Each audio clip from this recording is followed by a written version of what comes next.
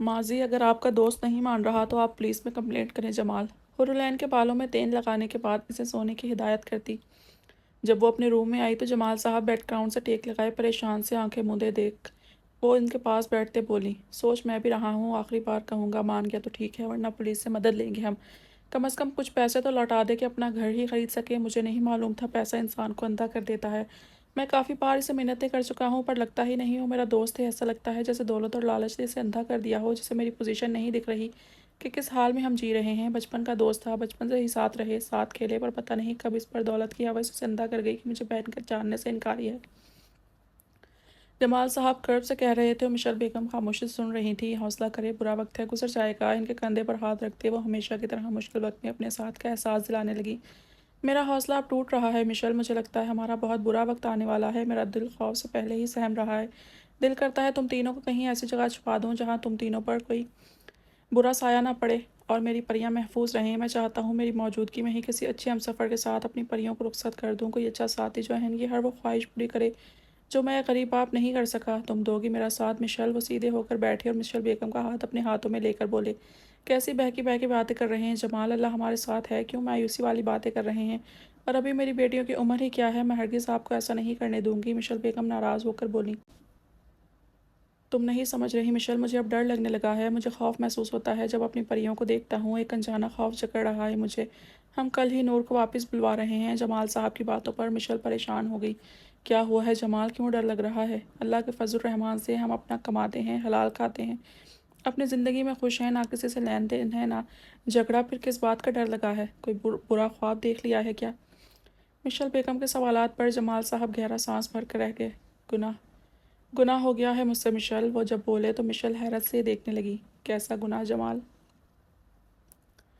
इस दिन जब हम आइसक्रीम पार्लर में थे तो वहाँ बीस्ट मौजूद था और तुमने देखा था वो कैसे इस पार्लर के मालिक के गर्दन पर खंजर रखकर इससे बातें कर रहा था।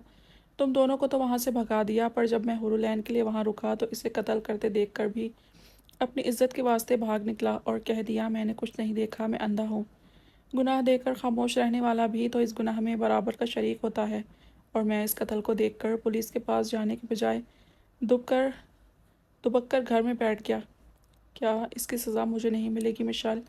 और इस डर खौफ के हिसार में आकर मैंने भाई साहब के ऑफिस गया और इनसे अपनी बेटियों के सर पर हाथ रखने का कहा। उन्होंने मुझे धक्के देकर वहाँ से निकाला और भिखारी कहकर मुंह पर कुछ नोट फेंक दिए। जमाल साहब कहते हुए रो रहे थे और मिशेल बेगम साख्त बैठी थी। आप क्यों जमाल, मेरी बेटियों की इज्जत नफ्स कुचल रहे हैं। इनके पाँव तले वो मेरी बेटियां हैं जमाल, मेरी परियां। अगर कमाल भाई खुद भी चल कर आए इनके रिश्ते के लिए तब भी मैं इनकार कर दूं। और आप खुद चल कर गए इन बेहिस इंसानों के पास जिनके सीने में अल्लाह ने दिल दिया पर दौलत और करूर ने इन्हें पत्थर में बदल दिया। मिशेल बेगम दुख तासुफ से अपने हाथ इनके हाथों से निकाल कर बोली। तो जमाल साहब खामोश से इनके चेहरे को देखने लगे। मैं डर गया था मिशाल, वरना मैं क्यों जाता इनके पास जिन्होंने मेरी इज्जत। वो कहते कहते लब भींच गए और मिशेल बेगम इनकी हालत का अंदाज़ा लगाती इन्हें देखने लगी।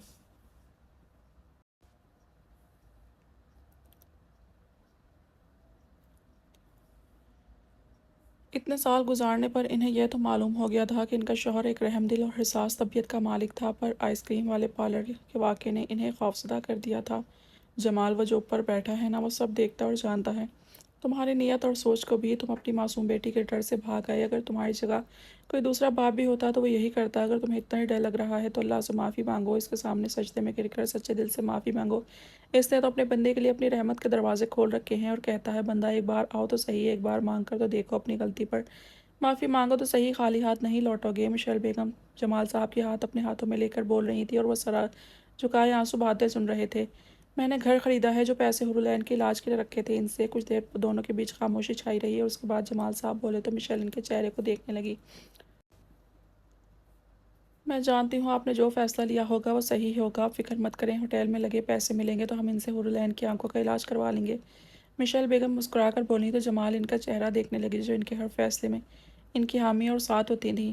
दुनिया इसे बदकिरदार मॉडल समझती थी, पर यह तो जमाल से कोई पूछता कि वो कैसी थी, जो शादी के बाद अपने शौहर की इजाज़त के बगैर पाँव भी बाहर नहीं रखती थी और सर पर हमेशा दुपट्टा टिकाए 5 वक्त की नमाजी थी।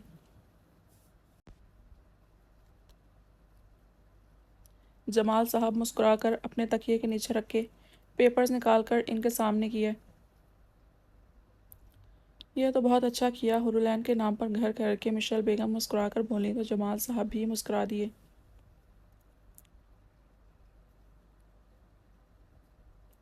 کبھی یہ مت سوچیں جمال کہ آپ نے ہمیں کچھ نہیں دیا، آپ ہمیں سب کچھ دیا ہے، ان محلوں میں رہنے والی زندگی سے بھی حسین زندگی دی ہے۔ کیا کوئی دوسرا انسان محبت کے لیے اتنا کر سکتا تھا؟ جمال کے اپنی عیش و عشرت والی زندگی چھوڑ کر 16 گھنٹے ڈرائیونگ کر کے خود کو ایک ہی جگہ پر بٹھا کر اپنے بدن کو تکا کر ہمارے پیٹ بھرنے کے لیے کماتے ہیں۔ شاید آپ کی جگہ کوئی دوسرا ہوتا تو ابھی تک میری بیٹیوں کو ٹھوکر مار کر جا چکا ہوتا۔ مشیل بیگم محبت سے کہتی نم آنکھوں کے ساتھ جمال صاحب کے کندھے پر سر رکھ کر آنکھیں موند گئیں۔ اس سے شادی کے بعد کتنی باتیں سننی پڑی تھیں اسے سماج سے، پر وہ ڈٹا رہا اور اس کے اوپر درخت کا گھنا سایہ بنا اسے چھاؤں دیتا رہا، سورج کی تیز تپتی کرنیں اپنے اوپر برداشت کر کے۔ جمال صاحب نے مسکرا کر انہیں دیکھا تو وہ دونوں آسودگی سے مسکرا دیے۔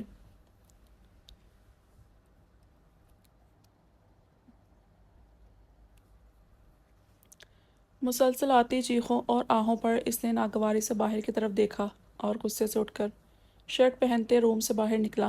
آوازیں محل کے باہر اڈے سے آ رہی تھیں اور وہ بھی کسی لڑکی اور لڑکے کی تھیں۔ سعید تیز تیز قدم لیتا اڈے کے سامنے آیا اور لوہے کا گیٹ کھول کر اندر داخل ہوا تو چڑچڑاہٹ کی آواز پر ہر سو خاموشی چھا گئی۔ کیا ہو رہا ہے؟ اندر داخل ہوتے اس نے زمین پر پڑی جگہ جگہ سے پھٹے لباس میں لڑکی کو دیکھتے دھاڑا اور اس جھکے آدمی کو دیکھا جو بلیک کنگ کا ملازم تھا۔ اس کی دھاڑ پر اس لڑکی پر جھکا آدمی بدک کر پیچھے ہوا اور سامنے موجود سعید عالم کو دیکھنے لگا۔ ایک لڑکا اوپر لٹکا ہوا تھا اور دوسرے تماشائی کھڑے تماشے سے لطف اٹھا رہے تھے۔ بیسٹ اس کے منہ سے گڑبڑاہٹ میں ٹوٹے پھوٹے لفظ نکلے اور سامنے بے یقینی سے دیکھنے لگا، جس پر اس کے ساتھ باقی سب کو بھی حیرت کا جھٹکا لگا بیسٹ کی اڈے میں موجودگی پر۔ بھائی، میرے بھائی کو بچا لیں بھائی۔ نیچے پڑی کمسن سی مسکان اس لمبے چوڑے وجود کو دیکھتی روتی ہوئی اوپر لٹکے عارف کی جانب اشارہ کرتی التجائیں کرنے لگی۔ سعید نے اس پر سے نظریں چرا کر اوپر لٹکے 22 سالہ لڑکے کو دیکھا جس کے ناک منہ سے خون بوند بوند نیچے زمین پر ٹپک رہا تھا۔ وہ اس سے پہچان گیا تھا، یہیں کا ملازم تھا اور ان سب کے روم کی صفائی کرتا تھا۔ کیوں لٹکایا ہے اسے؟ اس کی بھوری آنکھوں میں نفرت پھیل گئی اور اس نے آگے بڑھ کر اپنی شرٹ مسکان کے اوپر ڈالی جسے وہ سسکتی ایک دم خود پر لپیٹ گئی۔ وہ درشتگی سے پوچھتا مسکان کو اٹھانے لگا جو لرز رہی تھی۔ اس کے چہرے پر جگہ جگہ زخم تھے، شاید اسے مارا گیا تھا بے رحمی سے۔ قیامت کی دعائیں مانگتا عارف، جو اپنی بہن کو اپنے سامنے بے آبرو ہوتے کچھ نہیں کر پا رہا تھا سوائے اللہ سے دعا مانگنے کے۔ دھاڑ کی آواز پر اس نے بے یقینی سے سوجی آنکھیں کھولیں تو سامنے بیسٹ کو پایا۔ ایک بے نام آنسو اس کا نکل کر نیچے خون کی بوندوں میں گرا اور محبت سے اپنی بہن کو دیکھنے لگا جو وہاں آ گئی تھی، جہاں برا سایہ اس کی پرچھائی کو چھوتے ہوئے بھی 100 بار سوچتا بلیک کنگ کے خلاف کیا ہے جس پر اسے ختم کرنے کا حکم ہے کنگ کی طرف سے۔ اس آدمی نے بیسٹ کو دیکھتے بتایا۔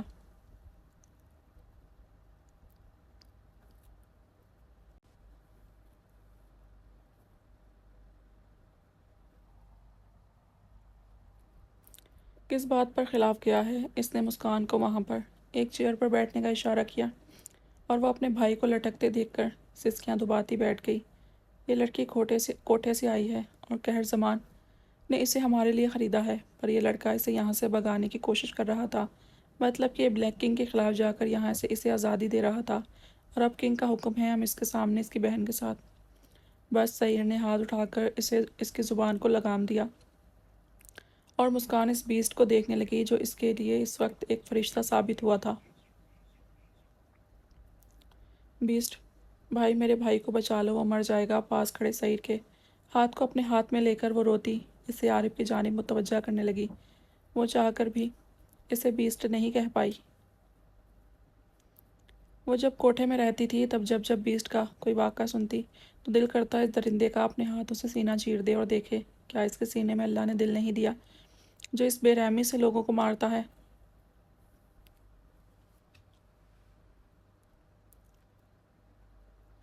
پر آج اس ہی بیسٹ کو دیکھ کر سوچ رہی تھی شاید یہ نہ ہوتا تو وہ آج کہیں کی نہیں رہتی اور یہ درندے اسے نوچ لیتے۔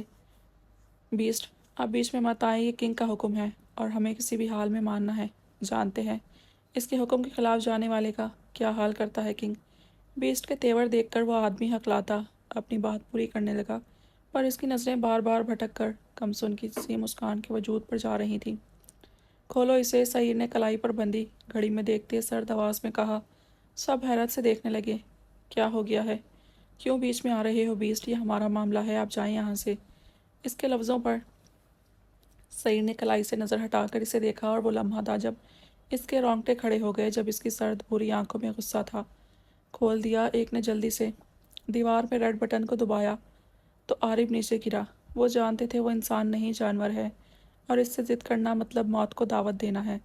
مسکان دوڑ کر اپنے بھائی کے پاس پہنچی۔ مسی، عارف نے سسکتے اس کے وجود کو خود میں چھپا لیا، اور دونوں بے تحاشا رونے لگے۔ کوٹھے میں وہ دونوں بہت چھوٹے اور اپنے ماحول سے ناسمجھ تھے، اور وہاں اس گھٹن زدہ ماحول سے بھاگ کر روز عارف کے اسکول سے آنے کے بعد ایک روم میں بند ہو جاتے تھے، اور عارف جو پڑھ کر آتا تھا اسے پڑھاتا تھا۔ ایک روز ایسا ہی دن تھا، اس کا بھائی تیار ہو کر اسکول تو گیا، پر پھر لوٹ کر واپس نہ آیا۔ وہ روز کی طرح انتظار کرتی رہ گئی، پر عارف کو نہیں آنا تھا، وہ نہیں آیا۔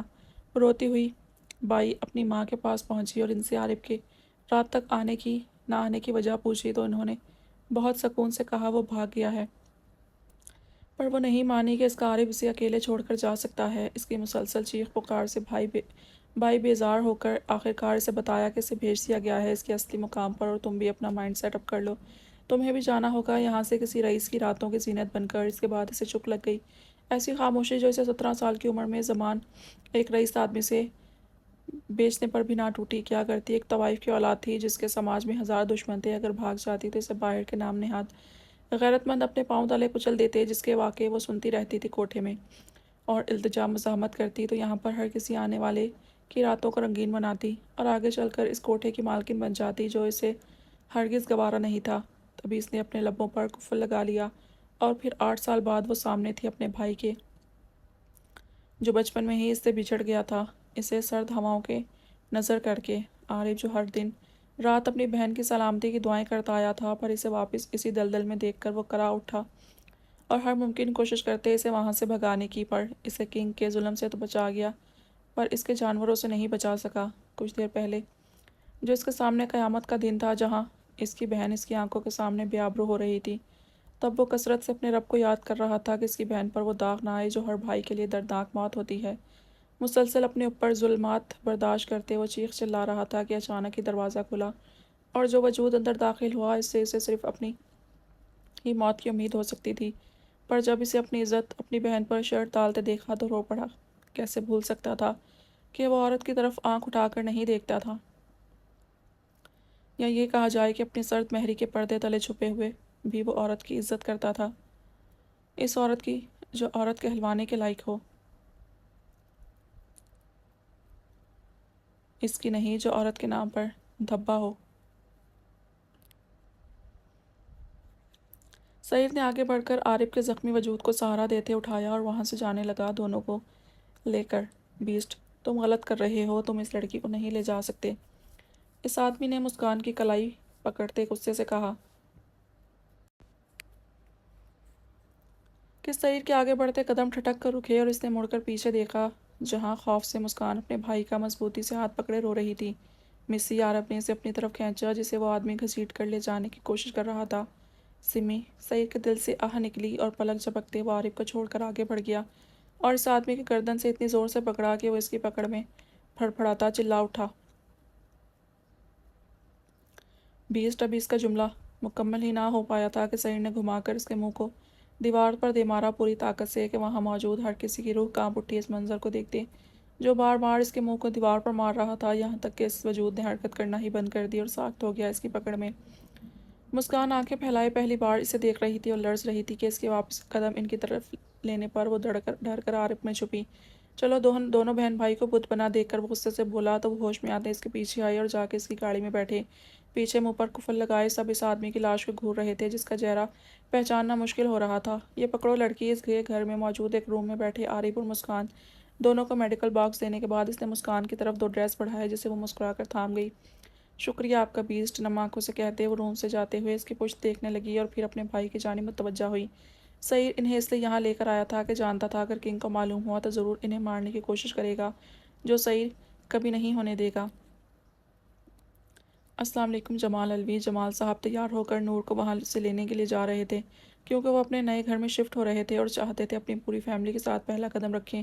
ابھی انہوں نے دروازہ کھولا ہی تھا کہ بلیک 3 پیس سوٹ پہ ملبوس زمان سگار کا کش لیتے اندر قدم رکھتے ہوئے کہا، یہ کیا بدتمیزی ہے، اندر کہاں جا رہے ہو؟ جمال صاحب اس آدمی کو پہچانتے ہوئے ایک دم سامنے آتے دھاڑے، گھر دیکھ رہا ہوں سسر صاحب۔ اس نے پورے گھر پر نظریں دوڑاتے پھر سامنے حیرت میں کھڑی مشیل بیگم کو دیکھا۔ واہ، جب بیوی ایسی قیامت خیز ہو تو بیٹیاں تو ایسی ہونی ہی تھی۔ انہوں نے مشیل بیگم کے سراپے کو دیکھتے سوچا اور حورلین کو دیکھنے کے لیے اپنی بےتاب نظریں پھیری۔ آس پاس جو کتنے دنوں سے پارک نہیں آ رہی تھی، کیا بکواس کر رہے ہو؟ نکلو میرے گھر سے ورنہ پولیس کو بلوا کر وہ حشر کرواؤں گا کہ ساری زندگی یاد رکھو گے۔ سامنے سے آتے جمال صاحب نے غصے سے کہا اور اسے پیچھے دھکا دیا کہ زمان لڑکھڑا کر خود کو سنبھال گیا۔ غصہ نہیں، سسر داماد پر غصہ نہیں کرتے ورنہ اس کا دماغ بگڑ گیا تو دونوں بیٹیاں غائب ہو جائیں گی۔ پستل نکال کر جمال صاحب کے ماتھے پر رکھتے ہوئے سمجھاتے ہوئے دھمکی دینے لگے اور مشیل بیگم کے ہاتھ پاؤں پھول گئے اپنے شوہر کے سر پر گن دیکھ کر۔ جمال خوف سے چیختی وہ آگے بڑھیں اور اپنے شوہر کے ساتھ کھڑی ہوئیں۔ کیا ہوا مما پاپا کو؟ ساتھ والے روم سے اپنی ماں کی چیخ سنتی حورلین گھبرائی سے باہر نکلی اور اس کی خوبصورت آواز پر زمان نے اپنی نظریں دونوں میاں بیوی سے ہٹا کر ان کے پیچھے آتے دیکھا تو آنکھوں میں صرف اسے دیکھتے ہی نشہ چھانے لگا، جو سرخ گھٹنوں تک آتے فراق جینس میں دوپٹہ شانے پر پھیلائے بھیگے بالوں کو کچھ آگے اور کچھ پیچھے پھیلا کر باہر آتی اس کے سامنے کھڑی تھی۔ زمان نے پسٹل کا رخ اس کی طرف کر کے جمال صاحب اور مشیل بیگم کو چپ رہنے کا اشارہ کیا اور اس کی جانب قدم اٹھائے۔ واپس جاؤ حورلین، جمال صاحب غصے سے کچھ قدموں کے فاصلے پر زمان کو دیکھتے ہوئے بولے تو اس نے مڑ کر غصے سے جمال صاحب کو دیکھا۔ کیا ہوا ہے پاپا؟ حورلین اپنے باپ کی آواز میں پریشانی انجانا خوف محسوس کر کے بولی کہ مشیل بیگم خود اسے اپنے ساتھ لے کر روم میں بند ہو گئی۔ میں تمہاری بیٹی کا رشتہ مانگنے آیا ہوں اپنے لیے۔ اپنے غصے کو کنٹرول کرتے زمان نے مڑ کر جمال صاحب سے کہا، دفع ہو جاؤ یہاں سے۔ جمال صاحب دھاڑ کر اسے باہر کی جانب دھکا دیتے ہوئے بولے۔ ایک پل کو زمان کی آنکھوں میں لہو اتر آیا پر مسلسل اس کی دھاڑ پر باہر جمع ہوئے لوگوں کو دیکھ کر وہ ضبط کر گیا اور آہستہ سے گن واپس چھپا دی۔ دیکھو میں اسے خوش رکھوں گا، یقین کرو میرا، شریفوں کا لبادہ اوڑھے وہ نرم لہجے میں بولے پر جمال صاحب کہاں بھول سکتے تھے اس آدمی کو جس نے آئس کریم پارلر میں اس کی بیٹی کو اٹھوانے کا کہا تھا بیسٹ سے۔ میں نے کہا نا دفع ہو جاؤ ورنہ وہ حشر کروں گا کہ زندگی بھر یاد رکھو گے۔ ایک دھکے سے اس گھر کے باہر نکالتے ہوئے وہ گرائے اور زمان غصے سے مٹھیاں بھینچ کر ایک نظر اس پر ڈال کر وہاں لوگوں کی بھیڑ کو دیکھتے چلا گیا۔ مطلب ایسے نہیں ملنے والی تھی اس کی بلائنڈ بیوٹی۔ باہر آؤ مشیل، داخلی دروازہ بند کرتے جمال صاحب روم کے دروازے پر ناک کرتے ہوئے بولے اور مشیل بیگم اپنے ساتھ لگی حورلین کو لے کر باہر نکلی۔ کون تھا جمال؟ وہ حورلین کے ماتھے پر لب رکھتے پوچھنے لگی تو جمال صاحب نے نفی میں سر ہلا دیا۔ مجھے لگتا ہے ہمیں آج رات کو یہاں سے شفٹ ہو جانا چاہیے اپنے گھر۔ حورلین کو اپنے سینے سے لگاتے انہوں نے سوچ و بچار کے بعد کہا۔ تو پھر نور؟ مشیل بیگم پریشان ہوئی۔ اسے میں کل جا کر لے آؤں گا، تم ابھی سے سامان پیک کر دو۔ صوفے پر بیٹھتے انہوں نے حکم دیا تو مشیل بیگم سر ہلاتی ہوئی واپس روم میں چلی گئیں۔ جانتی تھی یہی ٹھیک تھا۔ ڈرو نہیں بیٹا، تمہارا باپ ابھی زندہ ہے، کانپتی حور کے سر پر بوسہ دے کر بولے تو وہ مسکراتی سر ہلا کر اپنے آنسو صاف کرنے لگیں۔ ان کے سینے پر سر رکھ کر آنکھیں موند گئی۔ وہ اب مطمئن تھی اور تھوڑی بہت خوش بھی تھی کہ وہ خود جا کر استعفیٰ دے کر آئی ہے۔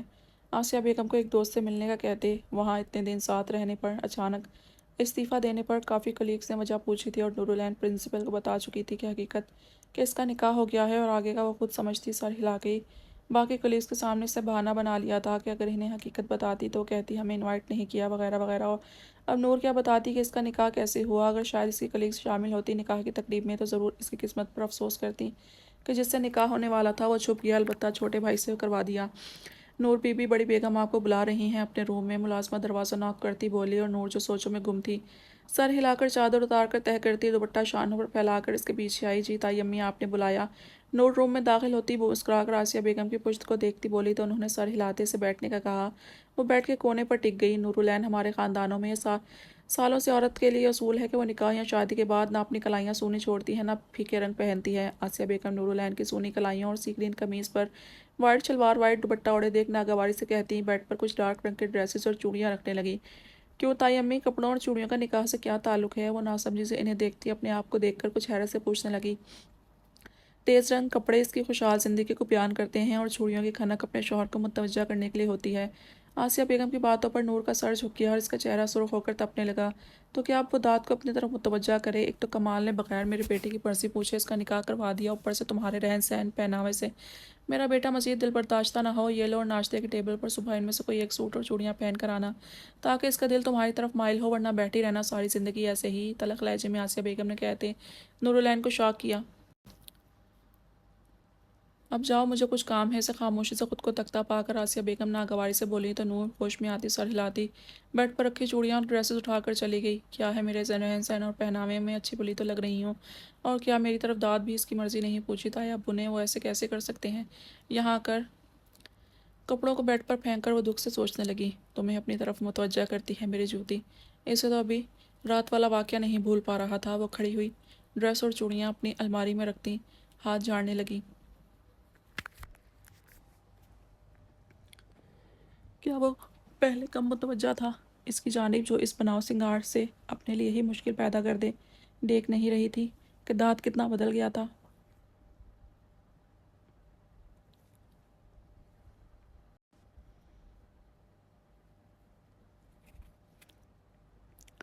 دوست آپ آ گئے؟ لاؤنج میں صوفے پر بیٹھی مسکان برہان کو دیکھ کر خوشی سے چلائی۔ یس مائی فیری، دوست آ گیا۔ اس کے سر پر لب رکھتے کہا تو وہ اس کی ٹانگوں سے لپٹ گئی۔ برہان اسلام آباد گیا تھا؟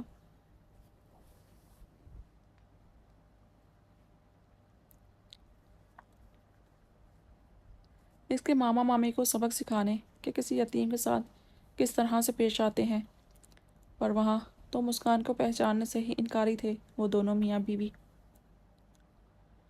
اور پھر وہاں کی پولیس اسٹیشن میں اچھی سی خاطرداری پر اس عورت نے سب اگل دیا کہ وہ کس طرح اس بچی کو ٹارچر کرتی تھی۔ ساتھ محلے والوں نے بھی گواہی دی کہ وہ اس کی چیخیں منتیں کرتی آوازیں سنتے تھے، پر اگر کچھ کہتے تو دونوں میاں بیوی کاٹ کھانے کو دوڑ آتے کہ اگر اتنی ہی تکلیف ہو رہی ہے تو لے جاؤ اسے، اور اس مہنگائی میں ایک وقت کا کھانا بھی دے کر دیکھو تو پتہ چلے، اور اسی بات پر سب خاموش ہو جاتے۔ برہان کا دل کیا کہ ایک ایک کو ایسی سزا دے کہ کسی معصوم کے ساتھ ظلم کرتے ان کی روح کانپ اٹھے۔ اس نے اس رضوان نامی لڑکے کو بھی دیکھا جو 14-15 سال کا تھا اور انتہائی کالی شکل والا۔ برہان نے اس کی درگت اپنے ہاتھوں سے بنائی اور انہیں وہاں کے انچارج کے حوالے کرتے آرڈرز دیے کہ انہیں سخت سے سخت سزا دی جائے۔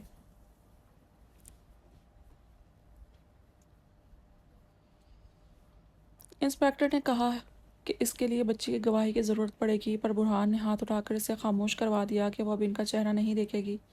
گواہی محلے والوں سے لے لینا ہدایت دیتے وہاں سے نکلا اور پہلی فلائٹ سے کراچی آیا، اور اب گھر آتے ہی اپنی فیری کو اپنا منتظر پایا۔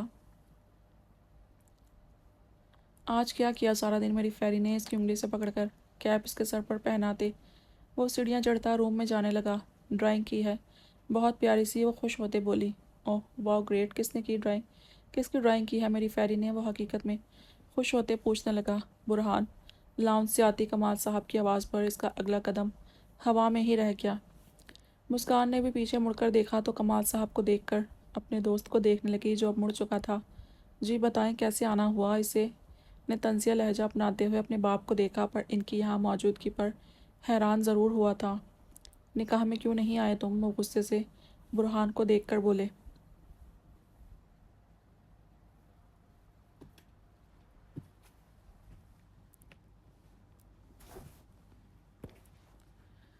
بیٹا آپ جا کر ڈرائنگ نکال کر رکھیں، دوست آ کر دیکھیں گے۔ حیران پریشان لاؤنج میں کھڑے آدمی کو اپنے دوست پر غصہ کرتے دیکھتی مسکان سے برہان بولا تو وہ اس بات میں سر ہلا کر بھاگتی سیڑھیاں چڑھ گئی اور اپنے روم میں داخل ہو کر دروازہ بند کر گئی۔ کیونکہ مجھے نکاح ہی نہیں کرنا تھا، وہ ریلیکس سا کہتا واپس سیڑھیاں اتر کر نیچے آیا۔ جانتا ہوں تم جیسا نافرمان اولاد ایسے ہی اپنے ماں باپ کو ذلیل کر سکتا ہے، بس کمال صاحب کا بس نہیں چل رہا تھا کہ کھینچ کر اسے تھپڑ مارے۔ اور ایسے ماں باپ کے بارے میں کیا رائے ہے جو ایک بھتیجی کو اس حیوان کے حوالے کر دیا اور دوسری کو ہارٹ اٹیک کے بہانے قربانی کی گائے سمجھ کر اپنے نافرمان بیٹے سے باندھا جا رہا تھا صرف 2 ٹکے کے ریسٹورنٹ کے لیے؟ تلخ لہجے میں کمال صاحب کو دیکھتے ہوئے پوچھنے لگا۔ بس کمال صاحب آپے سے باہر ہو کر دھاڑے تو برہان ہنس پڑا۔ بس کہاں کی ہے آپ نے؟ عرض کریں پھر کس کو لوٹنے کا پلان بنایا ہے؟ ایک تو آپ کے چھوٹے بیٹے نے نکاح کر دیا، دوسرا بھی ہے، تو بتائیں پھر کسے بیوقوف بنانا ہے؟ آپ حکم کریں۔ ان کی سرخ رنگت کو دیکھتے ہوئے برہان نے مسکراتے ہوئے زہریلا طنز کا تیر پھینکا۔ تم حد سے بڑھ رہے ہو ایس پی برہان، اپنی پھولی سانسوں کو بحال کرتے وہ مزید غصہ کر ہی نہ سکے اور صوفے پر بیٹھ کر بولے۔ ابو برہان گھبرایا اور پانی کے گلاس بھر کر ان کے پاس آیا۔ دور کرو اسے، نہیں چاہیے دکھاوے کی فکر مندی، ہاتھ مار کر گلاس کو پھینکتے انہوں نے غصے سے برہان کے فکر مند چہرے کو دیکھا۔ ہاں ہے دکھاوا، آپ پانی پی لیں۔ برہان ان کی مزاحمت کو نظر انداز کرتے کمال صاحب کے لبوں سے پانی کا گلاس لگایا تو ناچار انہیں پانی پینا پڑا۔ کیسے آنا ہوا آپ کا اپنے مرے بیٹے کے در پر؟ وہ چاہ کر بھی گلا کیے بنا نہ رہ پایا۔ بکواس بند کرو، کمال صاحب کے دل کو جیسے کسی نے مٹھی میں جکڑ لیا تھا۔ سنا ہے ایس پی نے یتیم خانہ کھولا ہوا ہے؟ کمال صاحب کے طنز پر اس نے تعصب سے دیکھا۔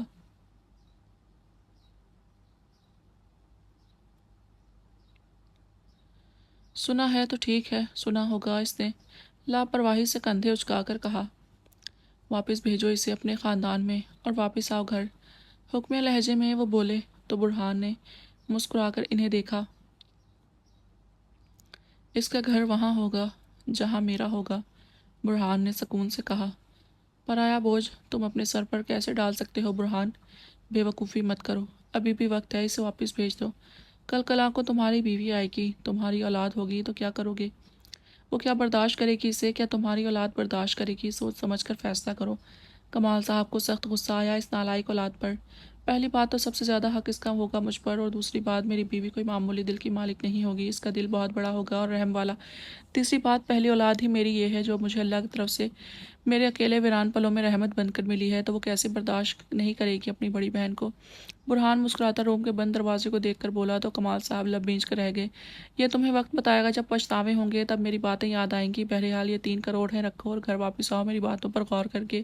برہان کے کندھے پر ہاتھ رکھتے ہوئے کہتے اٹھ کر وہاں سے جیسے آئے تھے ویسے چلے گئے۔ برہان کو شاک چھوڑ کر اس کی نظریں سامنے رکھے بڑے سے بلیک رنگ کے بیگ پر تھیں جہاں حورالعین کی آزادی کی چابی موجود تھی۔ وہ چاہتا تو 3 کروڑ حاصل کرنا اس کے لیے کوئی بڑی بات نہیں تھی، پر وہ حرام سے ڈرتا تھا اور اپنے چچا کی ہدایت پر عمل کرتے آج تک اس نے اپنی سیلری پیکج کے علاوہ کسی سے پھوٹی کوڑی نہیں لی تھی، نہ ہی اس نے کسی کو لینے دی تھی۔ وہ اٹھا اور بیگ کو اٹھاتے سیڑھیاں چڑھنے لگا۔ اسے روم میں سائڈ پر رکھتے اپنی فیری کو دیکھنے کے لیے جانے لگا کہ ایس ایچ او رحمان علی کی کال آنے لگی۔ بولو رحمان۔ ایس ایچ او سے اس کے اچھے تعلقات تھے، دونوں کلاس فیلو رہ چکے تھے۔ سر، رئیس زمان آپ سے ملنا چاہتا ہے، صبح سے تیسری بار ان کی کال آ چکی ہے۔ کیوں خیریت؟ برہان جانتا تھا اسے، وہ کئی ملکوں میں مشہور بزنس مین تھا۔ ایسی کوئی مشکوک بات سامنے نہیں آئی جس میں رئیس زمان کا ذکر ہو، پھر پتہ نہیں کیوں ملنے کی خواہش ظاہر کی ہے۔ ایس ایچ او خود الجھا ہوا تھا۔ ٹھیک ہے، دیکھتے ہیں۔ اس رئیس سے مل کر بھی اس نے حامی بھرتے کہا اور کال ڈسکنیکٹ کر دی اور چینج کر کے مسکان کے روم کی طرف آیا۔ فیری برہان مسکراتا ناک کر کے روم میں داخل ہوا اور اس کی تلاش میں نظریں گھمائی، پر وہ کہیں نہیں ملی، البتہ مدھم سسکیوں کی آوازیں آ رہی تھیں۔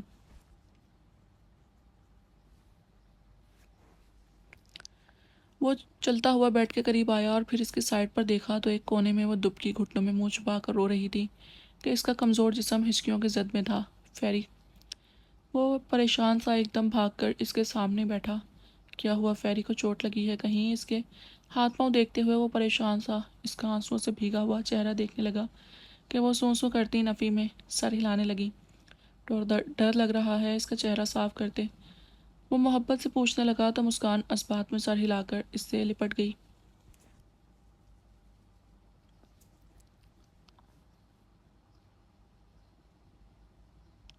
وہ دوست، آپ کو وہ انکل مارنے آئے تھے، اس نے آپ پر غصہ کیا اور آپ کو مارا بھی ہوگا۔ اس کے گال پر اپنے چھوٹے سے ہاتھ رکھتی پوچھ رہی تھی۔ نہیں مارا میری جان، وہ آپ کے دوست کے بابا ہیں، وہ صرف کچھ غصہ تھے کیونکہ آپ کے دوست انہیں تنگ کرتے ہیں نا، بس، اور کچھ نہیں، وہ مجھے نہیں مار رہے۔ آپ اب رونا بند کرو، شاباش۔ اسے اوپر اٹھا کر وہ پیار سے بولا کہ مسکان اپنی بھیگی رخسار صاف کرتی اسے دیکھنے لگی۔ سچی وہ آپ کے بابا ہیں؟ وہ خوش ہوتی بولی۔ البتہ کبھی کبھی درمیان میں ہچکی آ رہی تھی۔ مچی میری جان، बुरहान ने इसे बेड पर बिठाया और ख़ुद नीचे घुटनों के बल बैठकर शफकत से बोला, अब जल्दी से दिखाओ अपने दोस्त को फर्स्ट ड्राइंग। इसका हाथ पकड़कर वो बोला तो मुस्कान सर हिलाती जल्दी से बेड से उठी और स्टडी टेबल से ड्राइंग बुक लेकर इसके सामने वापस बैठी और अपने घुटनों पर बुक रखकर इसे मुस्कुराती देखती बुक खोलने लगी।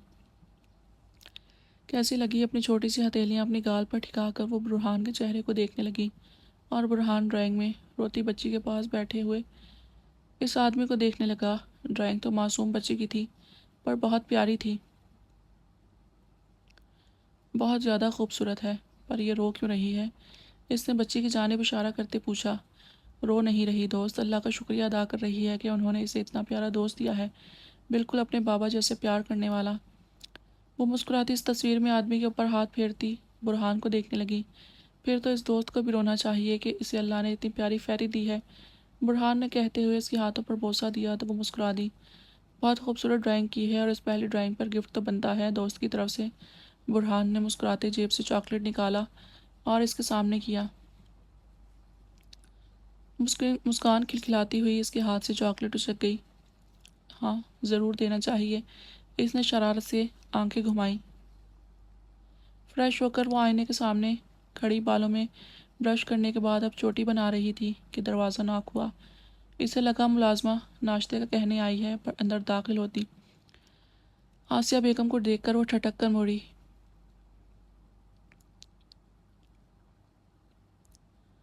ताई अम्मी कोई काम था? सुबह सुबह इन्हें अपने रूम में देखकर नूर हैरान हुई और शॉक भी कि वो पहली बार इसके रूम में आई थी सिवाय निकाह वाले दिन के। मैंने तुम्हें जो सूट और चूड़ियाँ दी थी वो कहाँ है नूरुलैन? तुमने पहनी नहीं। उन्होंने नूरुलैन के सादा कपड़ों को देखकर कुछ सख्ती से पूछा कि वो गड़बड़ा गई। ताई अम्मी वो मैं कह रही थी अभी क्या ज़रूरत है इनकी, ये सब तो शादी के बाद पहनते हैं। वो झिझक कर नज़रें झुकाकर मिनमिनाई। देखो नूर, अभी पहनोगी तभी आदत पड़ेगी और शादी तो हो गई है, अब सिर्फ रुखसती होनी है और वो तब होगी ना जब तुम में दाद अपना अच्छा हमसफ़र देखेगा। शाबाश, निकालो सिर्फ चूड़ियाँ ही पहन लो। वो कुछ इस तरह नरमी से बोली कि नूर ना चाहते हुए भी मज़ीद बहस से बचकर अलमारी से वो सब निकालने लगी और अपने कपड़ों से मैच कुछ स्काई ब्लू चूड़ियाँ अपनी दूधियाँ कलाई में पहनने लगी। मुझे मालूम था तुम ऐसे ही मुँह उठाकर आने वाली थी, तभी देखने आ गई। अब जल्दी आओ, सब इंतज़ार कर रहे हैं। नज़र इस पर डालकर कमाल साहब की हिदायत को नज़रअंदाज करती कि नूरुलैन से नरमी बरतो, पर वो चाहकर भी अपने लहजे में नागवारी ज़ब्त ना कर पाई थी। आसिया बेगम चली गई और नूर खामोशी से आईने में देखने लगी। जाहिर है जिनके माँ बाप नहीं होंगे इन पर ऐसा तो हुक्म चलाया जाएगा जैसे कोई गुलाम हो इनकी, सोचती वो आसिया बेगम के पीछे ही रूम से निकली। सोचों में गुम हो जा रही थी कि पीछे से दरवाज़ा खोलने की आवाज़ पर ज़रा सा पलटी और दाँत के रूम से इसे वाइट शर्ट ब्लैक पैंट पर टाई की नॉट ठीक करते, एक हाथ में ऑफिस बैग थामे और दूसरे हाथ के बाजू पर ब्लैक कोट डालते, बालों को खूबसूरती से सेट किए, वो नूरुलैन के दिल के धड़कनों की रफ्तार तेज़ कर गया। वो जो पलट कर इसे देख रही थी वहीं साख्त रह गई कि दाद अपनी गहरी काली आंखों समेत मुस्कुराता बाहर बिल्कुल इसके सामने खड़ा हो गया कि नूरुलैन को सर उठाकर इसे देखना पड़ा। नज़र लगाने का इरादा है। स्काई ब्लू सूट में इसके दमकते चेहरे को देखकर वो आगे पीछे देखता बोला, बकवास बंद करो, शक्ल देखी है कि नज़र लगे। इसकी आवाज़ पर होश में आते ही अपने जेब मिटाने को झिड़क कर मुड़ी, पर अगले ही लम्हे इसके कदम थमे जब पीछे से दाद ने इसका हाथ पकड़ लिया।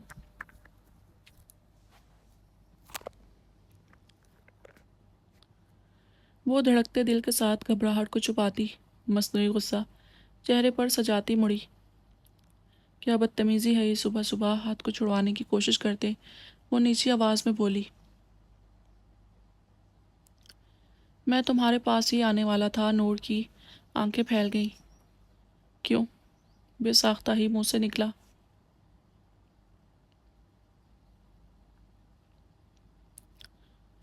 टाई ठीक से बांधो, मुझसे नहीं ठीक हो रही। ऑफिस बैग नीचे रखते एक नज़र रेलिंग से नीचे झांका। शायद आसिया बेगम किचन में और कमाल साहब अभी बाहर ही नहीं निकले थे। क्या बकवास है, पहले कौन बांधता था जो अब नहीं बन रही? नूर इसके इरादे समझ चुकी थी तंग करने के, तभी हाथ छुड़वा कर बोली, तुम बांध रही हो या मैं नीचे सबके सामने कहूँ? वो धमकी देने लगा कि कुछ फासले पर नूर के पाँव ठटक कर रुके और दाद रेलिंग से दूर होकर रूम की दीवार से टेक लगाकर खड़ा हुआ। तुम ऐसा नहीं कर सकते। वो जैसे बताने लगी कि तुम मुझे शर्मिंदा नहीं कर सकते।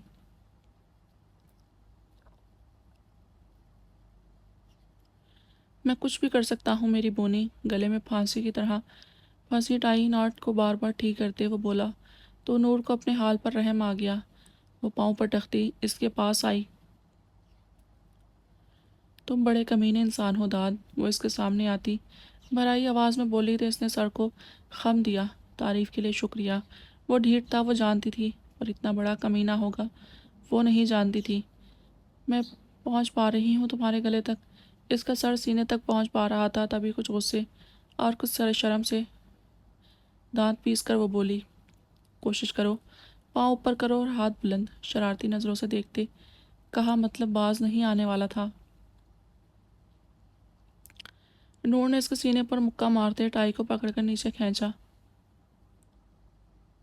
آہ ظالم، داد ترا اٹھا۔ نورالعین جھکی نظروں سے اس کی ٹائی ٹھیک سے باندھنے لگی، البتہ اس کی پلکیں لرز رہی تھیں اور چوڑیوں کے کھنک نے داد کی سونچوں کو اس سے جکڑا۔ اس نے اپنی ایک کلائی اس کی دودیا کلائی میں پہنی، چوڑیوں پر پھیری۔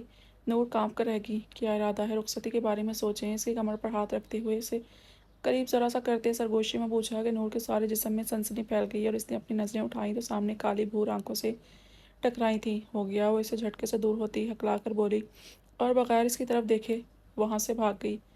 داد نے مسکراتی نظروں سے اس کا آخر تک پیچھا کیا، جب تک وہ سیڑھیاں اترتی نظروں سے اوجھل نہ ہو گئی۔ تیاری کر لے بچے، ہنس کر کہتے اس نے اپنی ٹائی کو دیکھا تو آنکھیں پھیل گئیں۔ پوری ٹائی کو اسے گلے میں لپیٹ کر باندھ دی تھی اور اسے معلوم ہی نہ ہوا۔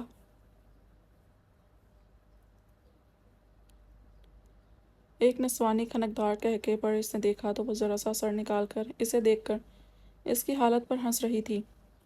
بچ کر کہاں جاؤ گی بونی؟ اسے زبان چڑھاتے دیکھ کر وہ بولتا ساتھ والے روم میں گھس گیا۔ نورالعین ہنستی وہاں سے چلی گئی۔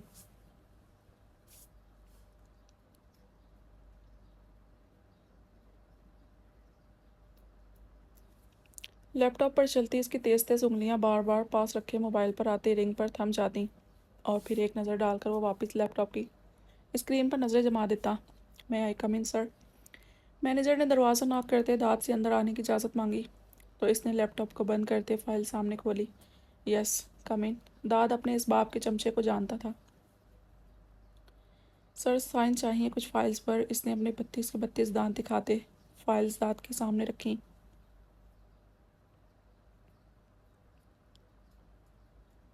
داد نے ایک مسکراہٹ پھینک کر پین اٹھایا، اپنے سگنیچر کیے اور واپس فائلز بند کرتے اس کے سامنے رکھے کہ اچانک اس کا موبائل پھر سے بجنے لگا۔ داد کے ساتھ مینیجر نے بھی جھک کر غور سے دیکھا۔ کوئی رانگ نمبر ہے شاید۔ کمال صاحب نے اس پر نظر رکھنے کا کہا تھا کہ کام کے دوران اس کے دوست نہ بیچ میں ٹانگ اڑائیں یا موبائل پر فون پر بزی نہ ہو، تو بھی مینیجر بار بار اس پر نظر رکھ رہا تھا۔ ہاں آپ کریں گے بات؟ کچھ دانت پیستے اس نے موبائل مینیجر کی جانب بڑھائی تو وہ گڑبڑا گیا۔ نہیں، وہ جلدی سے فائلز اٹھا کر بولا تو داد نے ہاتھ سے دروازے کی جانب اشارہ کیا، یہ پیغام دیتے ہوئے کہ تو آؤٹ ہو جائیں۔ ہیلو، روکھے کڑک لہجے میں بولا تو دوسری طرف وہی کھنکھنانے والی ہنسی۔ داد کو کافت ہو گئی۔ کیا تکلیف ہے آپ کو میڈم؟ کیوں تنگ کیا ہوا ہے؟ ویلا نہیں بیٹھا ہوا، ہزار کام ہے مجھے، آئندہ کال کی تو اچھا نہیں ہوگا۔ غصے سے کہتے اس نے بغیر دوسری طرف کی سنے کال ڈسکنیکٹ کر دی کہ ابھی کچھ ہی سیکنڈ گزرے تھے، پھر موبائل بجنے لگا۔ داد نے گہرا سانس لیتے سر چیئر کے پشتے ٹکا کر خود کو ریلیکس کیا اور موبائل کان سے لگایا۔ کل دوپہر سے اسے انجان نمبر سے مسلسل کالز میسیجز آنے لگے۔ اس نمبر کو اس نے بلاک کیا تو صبح سے پھر دوسرا نمبر۔ وہ تنگ آ گیا تھا۔ بتائیں کیا خدمت کر سکتا ہوں آپ کی؟ چیئر کو دائیں بائیں گھماتے وہ مسکرا کر بولا۔ پہچان لیا جناب؟ ایک ادا سی آواز آئی۔ داد نے دانت پیسے۔ نہیں پہچاننے کی منزلیں طے کر رہا ہوں، آپ مدد کر دیں منزل پر پہنچ جانے میں۔ کیوں نہیں؟ وہ ہنسی۔ میں نازیہ ہوں، آپ کی کزن نورالعین کی کلیگ۔ اس دن بس کے انتظار میں کھڑی نورالعین کو آپ اسے لینے آئے تھے نا، تو اس دن آپ سے خود تعارف کروانے کی بہت کوشش کی، پر لگتا تھا آپ کا موڈ اچھا نہیں تھا، تبھی بغیر ہماری طرف دیکھے چلے گئے، پر ہم آپ کو بھول نہیں پائے اور خدا کو بھی یہی منظور تھا ہم ملیں اور ایک دوسرے کو جانے پہچانے۔ وہ اپنی رو میں مسکراتی کہہ رہی تھی اور داد آنکھوں میں غصہ لیے سن رہا تھا۔ نمبر کیسے ملا آپ کو میرا؟ اس نے بمشکل اپنے غصے کو کنٹرول کرتے پوچھا۔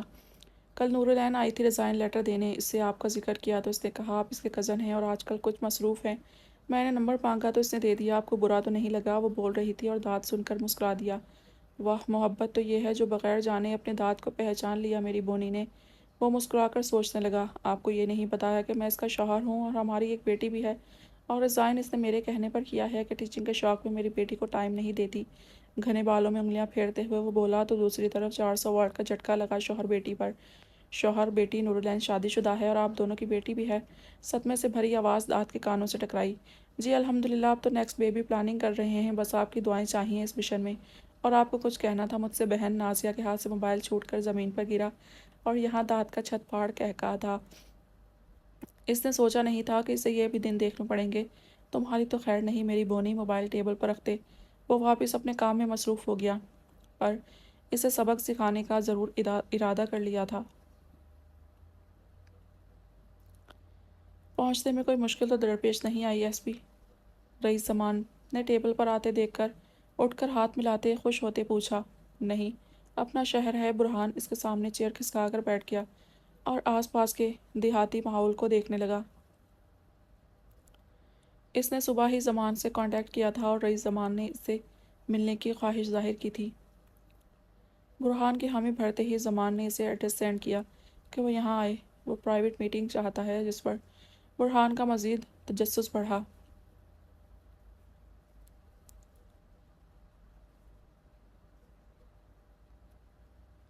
وہ صبح ہی مسکان کا ایک اسکول میں ایڈمیشن کروا کر اسے واپس گھر چھوڑ کر اپنا خیال رکھنے کی ہدایت کرتا۔ یہاں پہنچ گیا تھا۔ یہ ایک گاؤں کی طرف جاتی سڑک کے کنارے چھوٹی سی لوکل چائے پینے کی جگہ تھی، یا چھوٹا سا ہوٹل کہہ دو، جہاں کونے والی ٹیبل پر زمان اسے بیٹھا انتظار کرتا ملا۔ سنا ہے 20 کا کیس پھر سے کھلا ہے۔ پہلے کئی آفیسرز ناکام ہو کر اسے بند کر چکے تھے، پر آپ نے اس کا ایک بندہ بھی مارا ہے اور اس نے آپ پر کوئی ایکشن بھی نہیں لیا۔ حیرت کی بات ہے۔ زمان نے برہان کے چہرے کو دیکھ کر حیرت کا اظہار کیا۔ حیرت تو مجھے بھی ہوئی تھی اس کی خاموشی پر۔ بہرحال بھڑکے گا جلد ہی۔ یہاں بلانے کا مقصد کیوں خواہش مند تھے اس میٹنگ کے؟ بعد گھماتے برہان نے وجہ پوچھی۔ زمان نے گہرا سانس لیا اور ایک سرسری نظر آس پاس ڈالی۔ میں تمہیں 20 کے خلاف ثبوت دوں گا اور بدلے میں تم… وہ کہتے کہتے رکا۔ بدلے میں کیا دینا پڑے گا؟ برہان اس کا چہرہ دیکھتے جملہ مکمل کیا اور زمان کی آنکھوں میں چمک ابھرنے لگی۔ مجھے اس کے پاس سے بلائنڈ بیوٹی چاہیے جس سے وہ شادی کیے بیٹھا ہے۔ زمان کو نہیں معلوم تھا کہ حورالعین برہان کی کزن ہے۔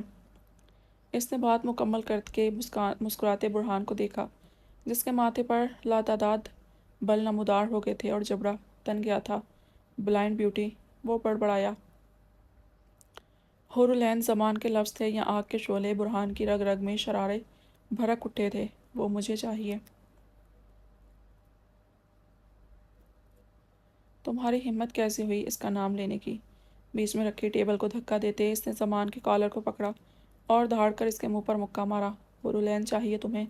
وہ گھرایا اور پوری طاقت سے اس نے اسے دوسری ٹیبلوں کے اوپر پھینکا۔ زمان بری طرح چلایا اور لڑکھڑا کر اٹھ کر برہان پر جھپٹا، اور دیکھتے ہی دیکھتے دونوں گتھم گتھا ہو گئے۔ آس پاس کے لوگ دونوں کو بری طرح مار پیٹ کرتے ہوئے دیکھ کر دور ہو گئے کہ اچانک اس جگہ پر چیخو پکار مچ گئی اور لوگ فائر کی آواز پر وہاں سے بھاگے۔ مارو اسے! زمان برہان کو چھوڑ کر دور ہوا اور چلا کر بولا۔ اصل میں تو اسے ایس پی برہان ایک رکاوٹ لگا تھا، جس نے ٹریفک پولیس اسٹاف کو سخت آرڈرز دیے ہوئے تھے، خاص سے عام ٹرانسپورٹ چیکنگ کے، اور ہر طرف سختی سے پولیس آفیسرز کو باور کروا دیا تھا کہ اگر کسی نے رشوت لی یا کسی مجرم کو واسطے رشتہ داری میں بھی چھوڑا تو اس کا مستقبل اچھا نہیں ہوگا۔ اب رئیس زمان کے جو لوگ تھے پولیس میں سپورٹ کرنے والے، وہ بھی گھبرا کر کوئی مدد نہیں کر پا رہے تھے۔ انہیں اپنی نوکری جانے کا ڈر ہو گیا تھا، اور اب ان کا ٹرک کافی لڑکیوں سمیت ابھی بھی پاکستان میں ہی موجود تھا خفیہ جگہ پر، اور نہ ہی بحری راستے جا پا رہے تھے۔ برہان کے سنبھلنے سے پہلے ہی زمان وہاں سے بھاگ گیا، پر اس پر سامنے سے گولیوں کی بارش ہونے لگی۔ گن پکڑے برہان فائرز کرتے بالکل ان کے چنگل میں پھنس گیا تھا کہ کہیں راستہ ہی نہ بچا تھا۔ پر شش کی آواز پر اس نے دیکھا تو دوسری دیوار کے ساتھ لگی ہاتھ میں گن پکڑے مسکان کھڑی اسے اپنی طرف آنے کے لیے اشارہ کر رہی تھی۔ اسے دیکھ کر برہان کا دماغ گھوم گیا۔ اس نے سنا تھا لڑکے لڑکیوں کا پیچھا کرتے ہیں، پر اس لڑکی کو دیکھ کر وہ سب غلط ثابت ہو رہا تھا۔ اس نے دانت پیس کر زمان کے بھاگنے پر افسوس کرتے فائرز کے بند ہونے پر مسکان کے سامنے دیکھا، جہاں سے نکلنے کا راستہ صاف تھا۔ کچھ جنگل جیسا تھا، پر بچ سکتے تھے دونوں۔ نیچے بیٹھ کر اس نے ایک دو گنتے بال کی طرح جسم کو حرکت دیتے اگلے ہی پل ٹھا کی آواز اپنے کان کے قریب سنتے ہی وہ مسکان کے قریب پہنچا اور اس کا ہاتھ پکڑ کر نیچے اترا کچے راستے پر۔ دونوں الگ الگ درخت کی آڑ میں بیٹھ گئے، گن سامنے پکڑے۔ یہیں کہیں ہوگا، زندہ نہیں بچنا چاہیے آج وہ ایس پی، ایک بھاری آواز انہیں اپنے قریب سنائی دی۔ مسکان نے مسکراتے اسے دیکھا، برہان بھی اسے دیکھ رہا تھا کہ قدموں کی چاپ بالکل قریب سنائی دینے لگی۔ ٹریگر پر انگلی مضبوط کرتے اس نے برہان کو دیکھا اور اس نے سامنے پتھر کی جانب اشارہ کیا۔ وہ سمجھتی سر ہلا گئی، اسے کیسے بھی کر کے زمان کے آدمیوں کو مارنا تھا کہ وہ برہان کے ہتھے نہ چڑھ جائیں۔ اگر وہ اس کے ہاتھ آگے تو زبان پکڑا جاتا اور بلیک کنگ ہمیشہ کے لیے چھپ جاتا، پر اسے ایسا نہیں ہونے دینا تھا۔ آہستہ سے اٹھایا اور اپنی جانب پھینکا۔ وہ رہا، پتھر پھینکنے پر انہیں لگا وہاں برہان ہے۔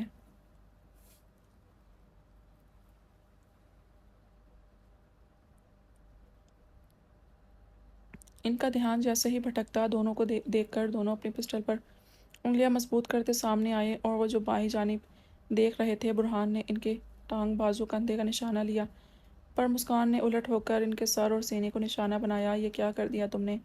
مارنا نہیں ہے انہیں۔ برہان غصے میں انہیں زمین پر دیکھ کر مسکان کی جانب لپکا کہ اس نے گن سامنے کر دی۔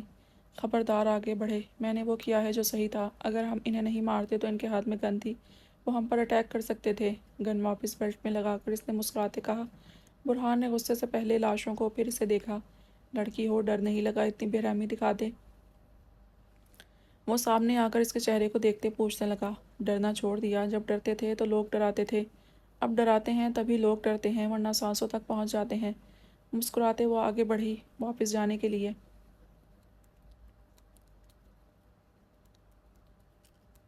یہاں کیسے پہنچی تم؟ تمہیں کیسے معلوم ہوا میں یہاں آ رہا ہوں؟ اس کا ہاتھ پکڑ کر واپس اپنی طرف کھینچتے پوچھا تو مسکان نے مسکراتے اسے دیکھا، جیسے میرے دل کو پہلے دن تمہیں دیکھ کر معلوم ہوا یہ میرا ہیرو ہے۔ اس نے شرارت سے آنکھیں گھمائی۔ برہان جو اس کے نقوش کو دیکھ رہا تھا، جواب پر اسے گھورا، بہت بکواس کرتی ہو، اور یہ گن کیوں رکھی ہے اپنے پاس؟ اسے چھوڑ دے۔ اب وہ اس کے پاس موجود گن کا پوچھنے لگا۔ لائسنس موجود ہیں صاحب، ورنہ معلوم ہے بغیر لائسنس کے ہماری زندگی کا ہی لائسنس کینسل ہو جاتا۔ جیب سے لائسنس نکال کر اس کے سامنے کرتے وہ مسکرا کر بولی اور ساتھ منہ میں ببل ڈالا۔ برہان ایک نظر لائسنس پر ڈال کر اس کے سرخ چہرے کو دیکھنے لگا اور پھر اس کے ہلکتے سرخ لبوں کو۔ چلتی ہوں۔ دو انگلیاں ماتھے تک لاتے وہ مسکرا کر مڑی کہ برہان نے پیچھے سے اس کی جیکٹ کے کالر کو پکڑے واپس اپنے سامنے کھڑا کیا کہ وہ گرتے گرتے بچی۔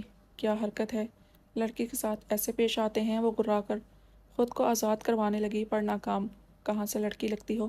تمہارا دوپٹہ کہاں ہے؟ بلیک بوٹ، جینس پر yellow T shirt, black leather کی جیکٹ پہنے، بالوں کی اونچی پونی باندھے، منہ میں موجود ببل کی وجہ سے مسلسل ہلتے سرخ لبوں کو، یہ حرکت سے وہ ایک لوفر لڑکا ہی تو لگ رہی تھی، پر لڑکی نہیں۔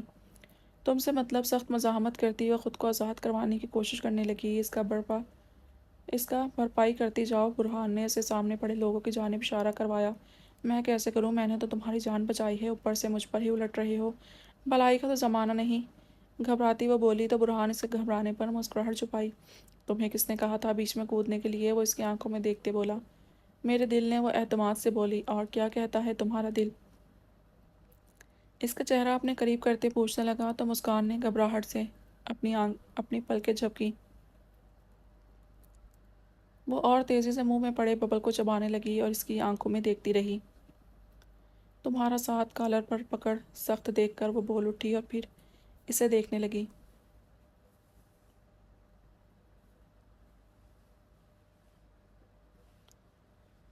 اگر میں یہ تمہارا خواب توڑ دوں تو؟ اس کے منہ کی حرکت کو دیکھتے ابروج کہا کر پوچھا۔ ایک پل کو برہان کو لگا اس کی آنکھوں میں ویرانی چھائی ہو، پر دوسرے پل ہی اسے اپنا وہم لگا، کوئی فرق نہیں پڑے گا، مجھے یقین ہو جائے گا میں بنی ہی ٹوٹنے کے لیے ہوں۔ وہ بولی تو بے ساختہ برہان کی پکڑ نرم پڑ گئی اور پھر اس سے آزاد ہو گئی۔ ایک بات کا جواب دو گے؟ جاتے ہوئے وہ پلٹی۔ بولو۔ اس کے بے تاثر چہرے کو دیکھتے برہان بولا۔ تم خواب توڑنا جانتے ہو ایس پی؟ اس کے سوال پر برہان کے دل نے نفی کی۔ ہاں، بہت اچھی طرح، وہ تمسخر سے مسکرا کر بولا تو مسکان سر ہلا گئی۔ میں تمہاری فیری کو دیکھ کر سمجھ چکی ہوں، وہ ہنس کر کہتی، اسے ساتھ چھوڑ کر وہاں سے چلی گئی۔ برہان نے ضبط سے مٹھیاں بھینچ دیں۔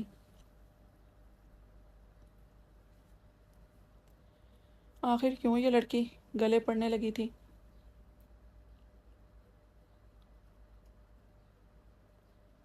और मैं क्यों इससे नरमी बरत रहा हूँ? अभी तो मेरे सामने इसके सबूत पड़े हैं। इसने लाशों को देखकर सोचा, पर इसने तुम्हें बचाया था, दिमाग ने कहा। फिर तो वो मासूम लोगों को बचाती है, दिल ने कहा। पर गलत तरीके से बचाती है, गलत इंसान का साथ देकर। फिर आवाज़ आई,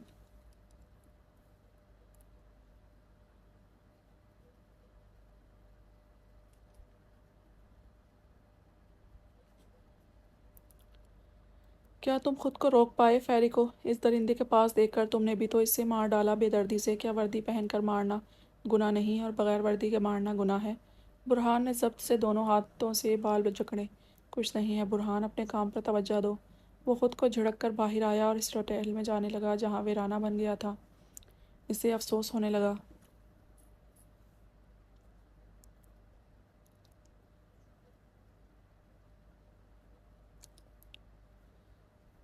कैसा रहा साथ मेरी गैर मौजूदगी में? मुस्कान झूले के करीब आती हुरलैन की गोद में बैठे पपी को देखकर मुस्कुराती पूछने लगी। बहुत खूबसूरत, हूर ने मुस्कुराते कहा और आंखें मूंदे आराम से पड़े पपी के बालों में पर हाथ फेरने लगी।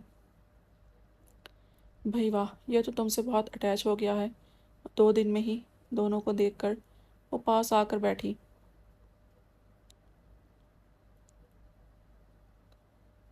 बस ये था ही इतना प्यारा, और तुमने कहा इसे फुल प्यार दो तो मैंने दिया। अब ये एक पल भी मुझसे दूर नहीं जा रहा। और खुशी से अपना कारनामा बताने लगी और मुस्कान फतामंदी से मुस्कुरा दी। ओह, तो फिर तुम्हें इजाज़त है। तुम इसे अपने साथ अपने रूम में रात को भी ले जा सकती हो। इसने जैसे अपना हुक्म सुनाया, सच्ची होर चीख पड़ी। कितना अच्छा लगेगा जब वो इसे अपने साथ रूम में सुलाएगी। सईद भी कितना खुश होगा इसके नए दोस्त को देखकर। वो ख्यालों ही ख्यालों में सोचती मुसलसल मुस्कुरा रही थी और इसके हाथ की हरकत को रुकते देखकर पपी अपने सर को हिलाने लगा कि मेरे बाल से हिलाती जाओ। मुस्कान देखती अंदर के जाने पड़ गई। रात को मुझे तंग मत करना, अच्छे बच्चे की तरह सो जाना। हाँ मेरा बेबी, इसे किसी छोटे बच्चे की तरह गले से लगाते वो इससे कहने लगी। और वो पपी भी समझकर भाव भाव करने लगा।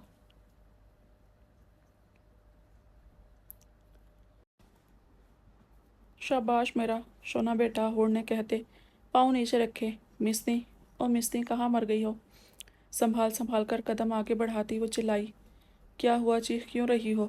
भागती मुस्कान बाहर आई और इसे सीधे रास्ते पर चलते अंदर आते देखकर वो सामने ही खड़ी होकर बोली, मुझे इसके कपड़े चाहिए। मुझे लगता है ये नंगा है और इसे शर्म आ रही है।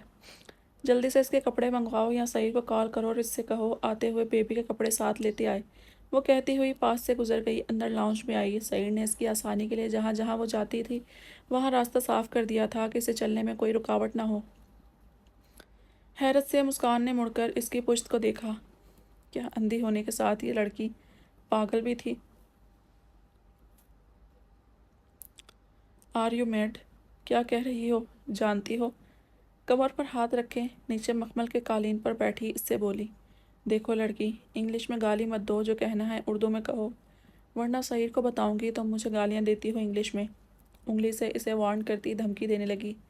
हैं, मैंने कब गाली दी? सईद की धमकी पर इससे दांत पीसे, मतलब मेरी बिल्ली मुझसे मियाऊं।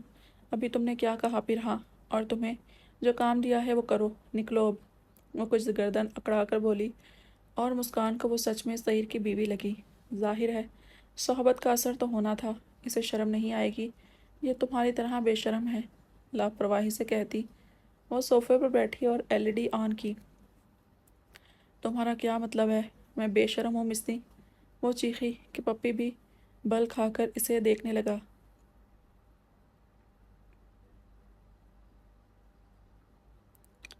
इतना साहब कहा है, फिर भी मतलब बताऊं? इसका मतलब तुम कूड़ मगज हो, इसने अफसोस करते कहा और सामने चलती मूवी पर नजरें टिका दी। कमीनी मिस्ती कहेगी। इसके जवाब पर वो बड़बड़ाती रह गई।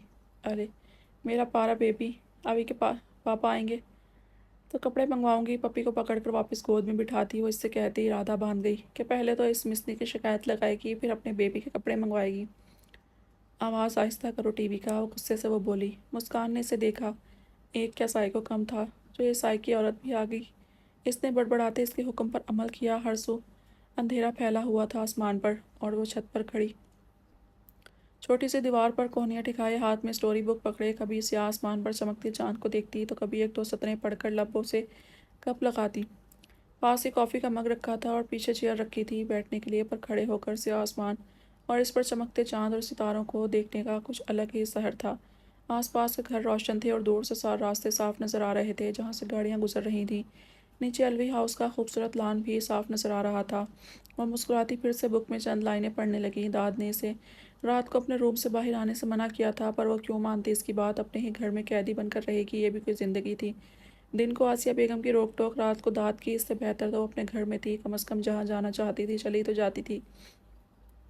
اس نے ناک چڑھا کر لبوں سے کپ لگایا کہ نظریں گیٹ سے اندر داخل ہوتے کمال صاحب کی گاڑی کے پیچھے داد کی گاڑی پر پڑیں۔ وہ گھبرا کر ایک دم جھکی اور تب تک جھکی رہی جب تک اسے اندازہ نہ ہو گیا کہ وہ دونوں اب اندر جا چکے ہوں گے۔ اور پھر وہ کچھ دیر بعد اٹھی، گہرا سانس لے کر واپس اپنی پہلی والی پوزیشن میں آ گئی اور پھر چسکیاں لے کر بک ریڈ کرنے لگی کہ داد سے اسے یاد آیا کہ کل اس نے افسوس گنڈے کے نام پر نازیہ کو داد کا نمبر دے دیا تھا، اور صبح اس کی مسلسل آتی کالز دیکھ کر وہ بامشکل خود کو کہکا لگانے سے روک پائی تھی اس کی پریشان صورت پر۔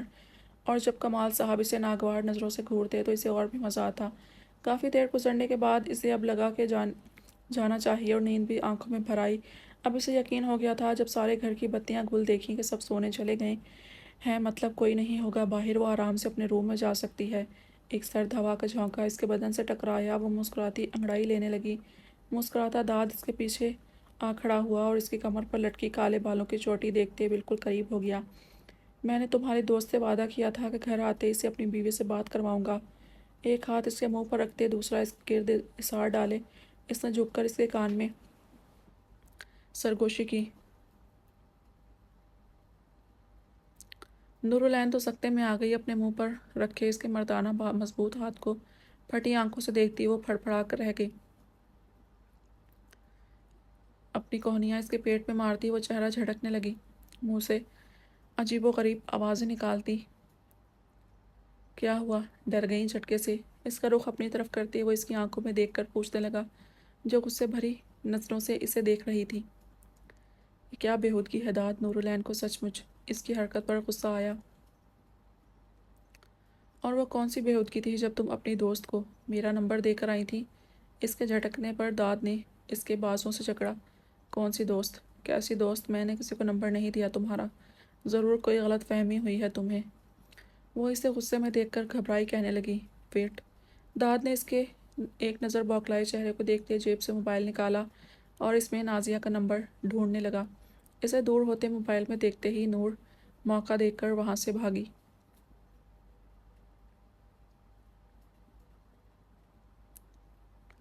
بھاگتی کہاں ہو میری بونی؟ موبائل کان سے لگاتے ہی داد نے مڑ کر اس کی کلائی پکڑی اور جھٹکے سے قریب کرتے اس کی پشت اپنے سینے سے لگائی اور ایک ہاتھ اس کی کمر کو جکڑتے اسے قید کر لیا۔ داد چھوڑو کمینے ورنہ میں چیخنے لگ جاؤں گی، بھرائی آواز میں کہتی اس کے ہاتھ کو ہٹانے لگی، پر ناکام۔ البتہ سخت ہوتی پکڑ پر وہ کرہ ضرور گئی۔ السلام علیکم سسٹر، آپ نے کہا تھا نا کہ آپ کو نورالعین سے بات کرنی ہے، تو لیجیے بات کریں اس سے، داد نے مسکرا کر کہتے موبائل نور کے کان سے لگایا۔ پکڑو میری بونی جانب۔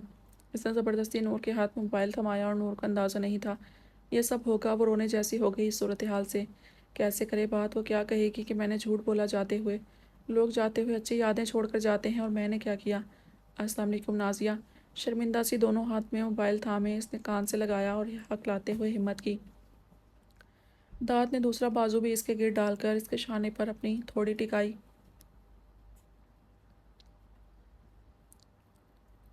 تمہیں شرم نہیں آئی نورالعین مجھے اپنے شوہر کا نمبر دیتے ہوئے؟ تم دونوں شادی شدہ ہو اور تمہاری ایک بیٹی بھی ہے، پھر بھی ایسی گھٹیا حرکت کی، وہ بھی اپنی کلیگ سے۔ حیرت ہے تم پر، مجھے اتنی سیدھی لگتی تھی تم، ایک لڑکی ہو کر دوسری لڑکی کے ساتھ ایسا کیسے کر سکتی ہو؟ I can't believe it Noor, I hate you. روتی نور کو ساکھ چھوڑ کر وہ کال کاٹ گئی۔ داد ساری بات سن رہا تھا اس کے روتے کال کاٹنے پر۔ مسکراتے موبائل واپس جیب میں رکھا۔ میری بیٹی؟ تم دونوں شادی شدہ ہو اور تمہاری ایک بیٹی بھی ہے، بڑبڑاتے اس کے کانوں میں نازیہ کے الفاظ گونجے۔ ہماری بیٹی؟ داد نے کہکا لگاتے کہا تو نورالعین شاک میں اس کی جانب مڑی۔ تم نے یہ بکواس کی ہے داد؟ وہ چیخی تو داد نے ایک دم اس کے منہ پر ہاتھ رکھا، لبوں پر انگلی رکھتے اس کی آنکھوں میں دیکھا۔ تو نور کا بے ساختہ دل دھڑک اٹھا۔ میں تم سے صبح حساب لوں گی کمینے، چھوڑوں گی نہیں تمہیں۔ گھبرا کر دور ہوتی کہتی وہاں سے بھاگنے لگی کہ ایک بار پھر پلک جھپکتے ہی وہ اس کے مضبوط حصار میں تھی۔ یہی ہوگا سارا حساب میری بونی۔ نازیہ باجی کی سزا تو سن لی، اب میری بھی دیکھ لو، وہ کہنے کے ساتھ بغیر اسے سمجھنے کا موقع دیے اس کا منہ اوپر کر کے اس کے سرخ لبوں کو اپنے فوکس میں لے کر ان پر جھکایا اور اس کے دونوں ہاتھوں کو اس کی کمر پر پیچھے باندھ دیا۔ نور پھڑ پھڑا کر رہ گئی پر وہ جھکا رہا، یہاں تک کہ اس کا دم گھٹنے سے سانسیں پھول گئیں۔ کون ہے اوپر؟ آسیہ بیگم کی آواز پر جھٹکے سے دادنے سے الگ کیا اور نور کھانستی کھانستی لمبے لمبے سانس بھرنے لگی۔ یہ چوڑیاں پہننے کا تو مطلب یہ ہے کہ رخصتی کا شور مچاؤں ہے نا؟ اس کی کلائیوں میں پہنی چوڑیوں پر انگلیاں پھیرتے وہ بولا۔ نور تم ہو سیڑھیاں چڑھتی؟ کھانسی کی آواز پر آسیہ بیگم نے حیرت سے پوچھا تو داد نے اس کے چہرے کو دیکھا جو سرخ ہو گیا تھا۔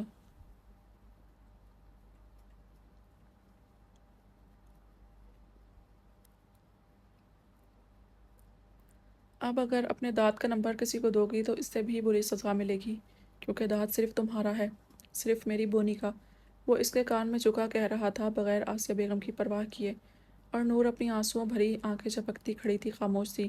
اس سسٹم میں اتنا تو چلتا ہے، باقی کی سزا رخصتی کے بعد، اور ہاں ہماری بیٹی کے بارے میں ضرور سوچنا۔ اس کے بھیگے لبوں پر انگوٹھا پھیرتے وہ سرگوشی میں بولا اور وہاں سے چلا گیا۔ آسیہ بیگم نے حیرت سے پاس سے گزر سے داد کو دیکھا جو مسکراتی ایک نظر آسیہ بیگم پر ڈال کر وہاں سے چلا گیا۔ تم دونوں یہاں اس وقت کیا کر رہے ہو؟